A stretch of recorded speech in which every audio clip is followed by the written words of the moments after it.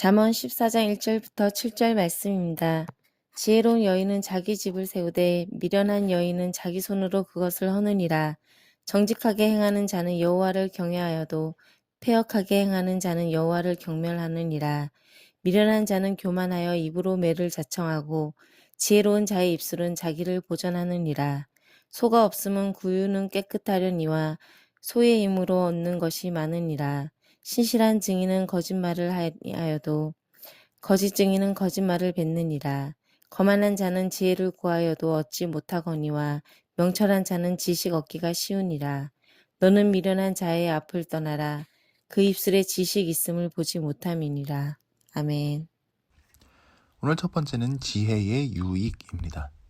1절을 보니까 지혜는 참 유익한 것이로군요. 1절입니다. 지혜로운 여인은 자기 집을 세우되 미련한 여인은 자기 손으로 그것을 허느니라. 집을 짓는 게 얼마나 힘든지 단독주택 같은 걸 한번 지으면 10년은 늙는다는 말이 있습니다. 집을 짓는 건 정말 쉬운 일이 아닙니다. 그런데 눈에 보이는 집뿐이겠습니까? 열심히 일을 해서 보잘것없던 집안을 일으키는 것도 이게 보통 일이 아닙니다. 또 가정을 행복한 가정으로 세워가는 것도, 그래서 우리 자녀들이 다 하나님 앞에서 잘 되게 하는 것도 정말 쉽지 않습니다. 그런데 지혜로운 여인은 자기 집과 집안과 가정을 세웁니다. 지혜가 집과 집안과 가정을 세우는 일을 가능하게 하기 때문입니다. 반면 미련한 여인은, 이 지혜가 없는 여인은 자기 손으로 그것을 허물어 버린다고 합니다. 그나마 있던 것마저 무너뜨립니다. 집안이 그래도 좀 살았는데 씀씀이가 해퍼서 그런지, 투기를 해서 그런지, 게을러서 그런지 있던 것마저 다 탕진해버리고 망하게 합니다. 행복한 가정이었는데 뭘 잘못한 건지 그 가정의 행복마저 다 산산조각 내버립니다. 지혜도 미련함도 엄청난 파워를 갖고 있는 것입니다. 우리는 모두 이 지혜를 갖고 싶습니다. 그래서 성공적인 삶을 살고 싶습니다. 행복한 삶을 살고 싶습니다. 그렇다면 이 지혜에는 어떤 특징이 있길래 도대체 이 지혜는 한 집안과 가정의 운명까지도 바꿀 수 있는 걸까요? 오늘 두 번째는 지혜의 세 가지 특징입니다. 2절에 보니까 정직하게 행하는 자는 여호와를 경외하여도 패역하게 행하는 자는 여호와를 경멸하느니라 라고 하네요. 여기서 우리는 지혜의 첫 번째 특징을 깨닫습니다. 지혜는 사람이 정직하게 합니다. 그 이유는 여호와를 경외하기 때문입니다. 이 세상에서 정직하려는 것은 사실 정말 쉽지 않습니다. 유혹이 있기 때문입니다. 위협을 당할 수도 있기 때문입니다. 그러나 지혜는 사람이 끝내 정직하게 하는데 그 이유는 지혜는 여호와를 경외하는 것이기 때문입니다. 또 이 말씀을 통해 생각해 볼 수 있는 것은 여호와를 경외하는 것은 하나님을 예배만 하면 다 된 게 아니라 결국 삶 속에서 정직을 지키느냐로 연결된다는 점입니다. 우리는 정직을 지킴으로써 여호와 경외를 삶 속에서도 누릴 수 있어야 할 것입니다. 사실 우리는 삶 속에서까지 여호와를 경외해야 한다고 하면 벌써 걱정할 수 있습니다. 내 삶이 구속당하는 건 아닌가 싶어서요. 하지만 우리가 예수님의 멍에를 메고 예수님과 발 맞춰 나아갈 때, 여호와를 경외할 때 오히려 우리에게 위대한 자유가 생깁니다. 온 우주가 하나님의 것이기 때문입니다. 우리는 여호와를 경외하는 것이 참 행복인 것을 믿음으로 정직을 지켜야 할 것입니다. 두 번째 지혜의 특징은 무엇일까요? 3절을 볼까요? 미련한 자는 교만하여 입으로 매를 자청하고 지혜로운 자의 입술은 자기를 보전하느니라. 지혜는 입술을 통제합니다. 교만한 사람은 입으로 매를 자청한다고 하는데 일단 교만한 사람은 자기가 분노에 가득 찰 때 어쩔 줄을 모릅니다. 조롱을 받거나 멸시를 받을 때 복수심으로 가득 찹니다. 그래서 이 감정을 절제하지 못하고는 그 역시 폭력적인 언어를 사용합니다. 그 결과 후회하게 되고 다른 사람과 트러블이 생기게 됩니다. 매를 자청하게 되는 것입니다. 반면 지혜로운 자의 입술은 자신을 보전한다고 하는데 분노에 차고 조롱을 받고 멸시를 당하고 복수심이 차오를 때 이 지혜가 그 악한 감정을 절제하는 것입니다. 그 결과 그 자신이 위험에 처하지 않고 잘 보존되는 것입니다. 5절도 비슷한 얘기를 합니다. 신실한 증인은 거짓말을 아니하여도 거짓 증인은 거짓말을 뱉느니라.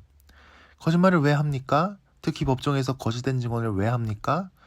옛날에는 법정에서도 공개적으로 뇌물이 오가고 상대방을 폭력으로 위협하는 일이 비일비재했습니다. 그런데 하나님을 경외하는 지혜는 이 모든 유혹과 위협을 이길 수 있는 용기를 줍니다.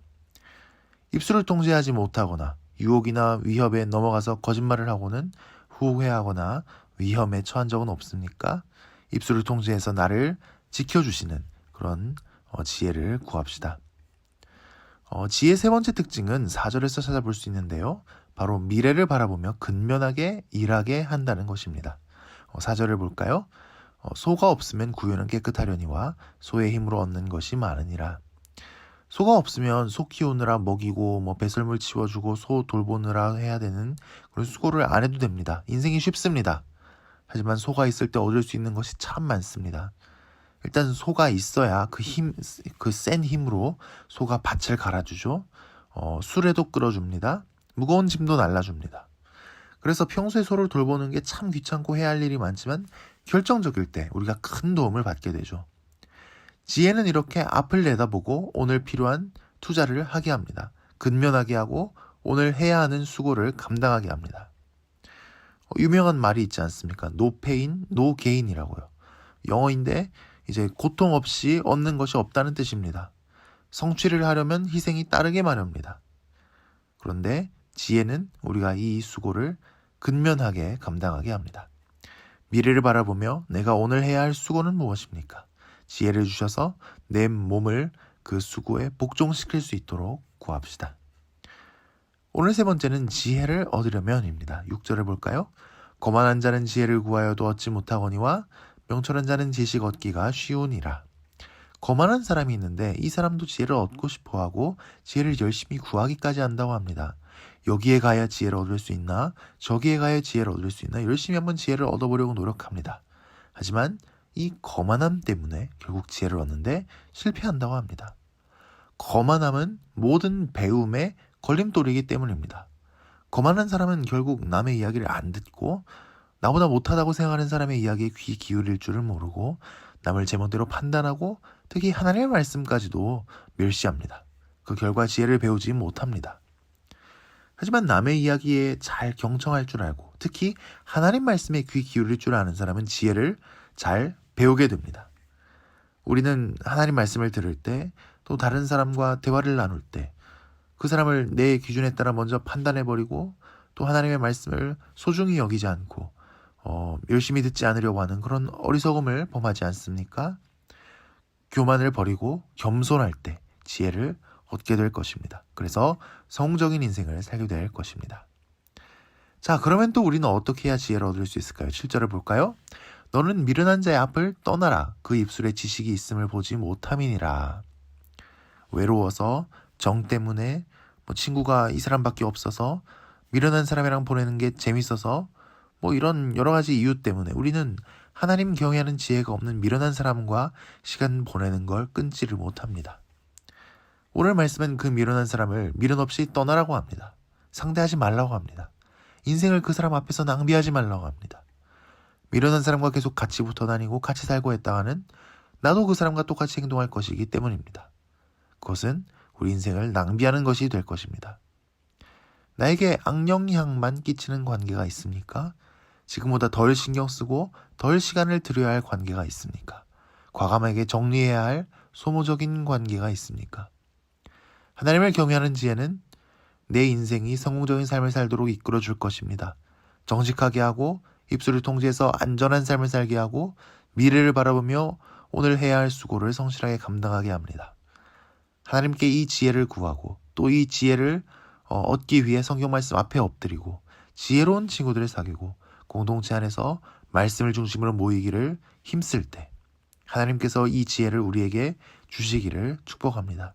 그래서 우리 모두가 성공적인 삶을 살아내기를 주님의 이름으로 축복합니다. 기도하겠습니다. 하나님 아버지, 우리는 다 성공적으로 삶을 살아내고 싶습니다. 우리에게 맡겨주신 일 능력 있게 감당하고 싶습니다. 아름다운 열매를 많이 맺기를 원합니다. 우리에게 주님의 지혜를 주시옵소서. 그래서 정직할 수 있는 용기를 허락하옵시며 내 입술과 감정을 통제해서 위험에 빠지지 말고 또 안전한 가운데 살아가게 하시며 오늘 해야 할 수고를 미래의 열매를 바라보며 기꺼이 감당하게 하옵소서. 우리에게 듣는 귀를 허락하여 주셔서 하나님 말씀을 듣게 하시고 지혜로운 친구들을 많이 사귀게 하시고 그들의 말을 잘 듣는 겸손함도 허락하여 주시옵소서. 그래서 하나님의 풍성한 지혜를 얻을 수 있게 하여 주옵소서. 오늘 하루도 주님께서 주시는 지혜로 우리 삶을 지켜주시옵소서. 그래서 능력 있게 오늘 하루도 살아낼 수 있게 도와주시옵소서. 오늘도 우리가 간절한 소원과 기도 제목들을 가지고 주님 앞에 나왔습니다. 이 기도하는 자리를 기억하고 나온 주의 종들과 원근 각처에서 기도하는 주의 자녀들을 기억하시고 우리 기도에 성실하게 응답하여 주시옵소서. 예수님 이름으로 기도합니다. 아멘.